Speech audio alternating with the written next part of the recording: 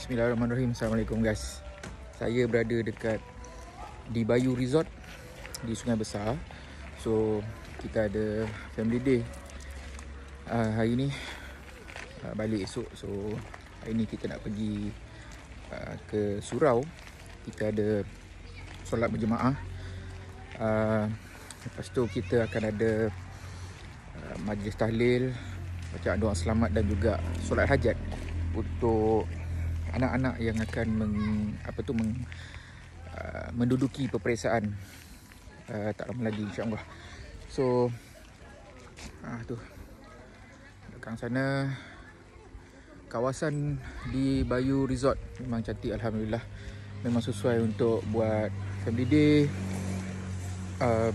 Malam kan, insya-Allah, lepas saja program di surau, kita akan ada program makan, ada karaoke, ada tazkirah sikit. So inilah yang kita hendak dalam satu perjumpaan keluarga.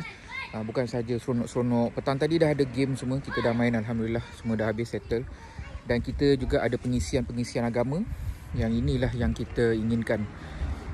So bukan saja berseronok-seronok, tetapi kita isikan juga something good. About the family relationship, about communication, tentang macam-macam perkara lah yang boleh kita berikan. So sekarang dah pukul 7.10. So saya akan ke kawasan surau berdekatan. Kita solat berjemaah, solat maghrib berjemaah, solat isyak berjemaah, insya-Allah.